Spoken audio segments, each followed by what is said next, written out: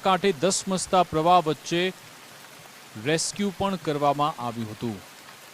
રાજુલા તાલુકાના દરિયાકાંઠે દર્દીને ધસમસતા પ્રવાહ વચ્ચે બચાવવામાં આવ્યા હતા, જેની આ તસવીરો છે। તમે જુઓ કે બીમાર દર્દીને જેસીબીની મદદથી બહાર કાઢવામાં આવ્યા। ચાંચ બંદર સમઢિયાણા કોઝવે પર પાણી ફરી વળ્યા હતા। જેસીબીની મદદથી દર્દીને 108 સુધી પહોંચાડવામાં આવ્યા। 108 એમ્બ્યુલન્સ મારફતે પછી દર્દીને હોસ્પિટલ લઈ જવામાં આવ્યા છે। દરિયાકાંઠે ધસમસતા પ્રવાહ વચ્ચે રેસ્ક્યુ ઓપરેશન પાર પાડવામાં આવ્યું। રાજુલાના દ્રશ્યો, જ્યાં એક બીમાર દર્દી જેમને જેસીબીની મદદથી ત્યાંથી બહાર કાઢવામાં આવ્યા હતા।